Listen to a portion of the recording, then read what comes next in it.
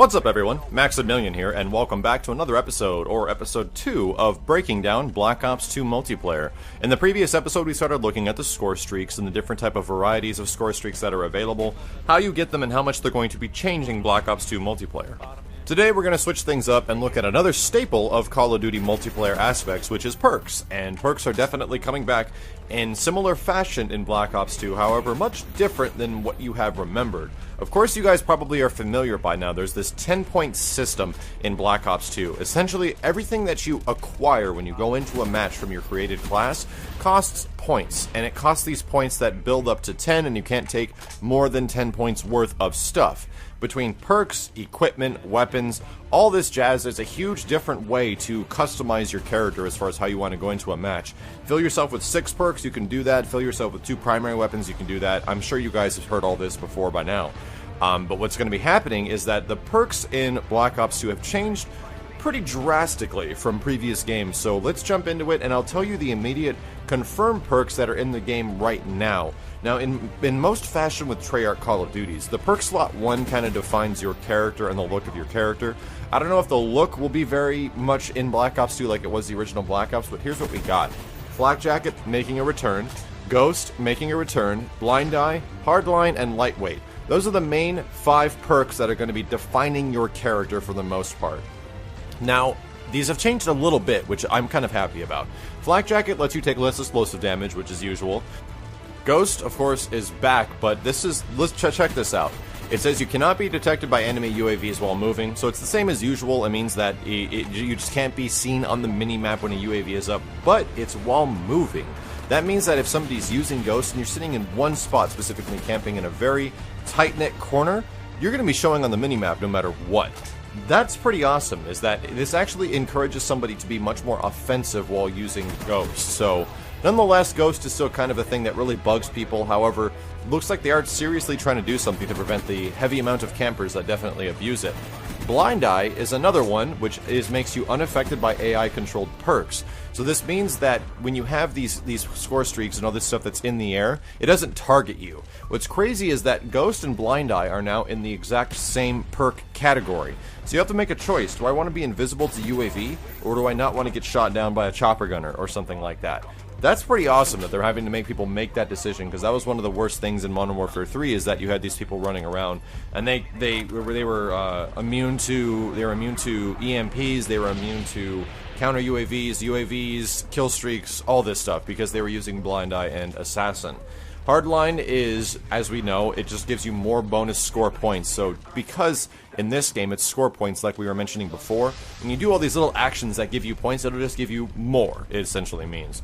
Lightweight allows you to move faster and you take no damage from falling. So that's pretty cool. They haven't seen the pro versions of these, if there actually is going to be pro versions. I'd imagine there would be. But interesting set of options we have for the first 5, which is essentially how your character is defined. Moving on, we have the perk 2 slot, which is kind of similar to the perk 1 slot in Modern Warfare 3. We have Hardwired, which allows you, or makes you immune to counter UAV and enemy EMPs. So they've actually separated Assassin into 2 different spots, which is between Ghost and Hardwired. So now if you want to be invisible to EMPs and counter UAVs and just see through all that stuff, you actually have to use Hardwired on perk 2. Scavenger lets you replenish ammo and grenades from fallen enemies, as we know.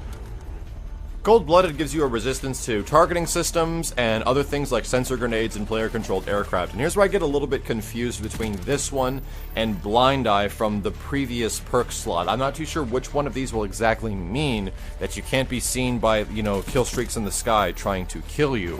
So I'm a little bit confused. I definitely hope it's Blind Eye. That'll make you the choice between choosing between Ghost and Blind Eye. But we'll have to see when the game comes out. Toughness is flinching less when shot. Interesting that they actually made this a perk once again. And Fast Hands allows you to swap grenades faster, use grenades and equipment faster, and safely throw back frag grenades. There's no sleight of hand in here at all, so pretty curious. Moving on to perk 3 slot, we got Engineer, which allows you to show enemy equipment in the world, delay explosives, and re-roll booby-trapped care packages. This is Hacker from previous Treyarch games. Dead Silence allows you to move silently. Extreme Conditioning is sprinting for a longer duration, so who knows if the pro version will actually let you sprint infinitely. Tactical Mask reduces the effect of flash, concussion, and shock. Awareness makes it that enemy movements are easier to hear, so that's interesting that with Hacker, it was usually like the pro version, lets you hear people a lot more clearly. And in this one, they're making it Awareness, a standalone perk. Dexterity lets you climb ladders and mantle over objects faster. You will also recover from melee faster and aim faster while sprinting, or after sprinting. So, a lot of stuff in this game, it seems they're trying to cater towards changing things and the way you have to use your kill streaks. It's funny how they actually separated like Assassin into a couple of different, or almost 3 different perks. So it makes it, they're really going for the fact that they don't want people to camp extremely hard. They're trying to make Black Ops 2 an offensive game and to force you into being offensive, because you're not going to get that much point streaks, and if you're all over the map taking out equipment, shooting stuff out of the sky, going for objectives, you're going to build up your score streak really fast, and you're going to get a lot of stuff going for your team much quicker than in previous Call of Duties. So some pretty awesome stuff as far as perks goes, and in combination with the stuff that's happening with the 10-point system and how many perks you're actually going to be able to get, it seems that it's going to have a significant impact on this game. But let me know what you guys think in the comments, if you think this perk system is actually doing a lot better for the Call of Duty system than previous Call of Duties. I'm fairly excited about it, but it seems like there's some room for it to be completely broken. And at some point, we're going to have to get this stuff into our hands and figure out what the hell is actually going on. But thank you all very much for watching. Stay tuned, because in the next episode we'll be looking at some more of the weapon breakdowns, the type of weapons in the game, and maybe some of the game modes that are going to be in Black Ops 2, and hopefully some that will be making a return from previous Treyarch games. My name is Maximilian, signing out.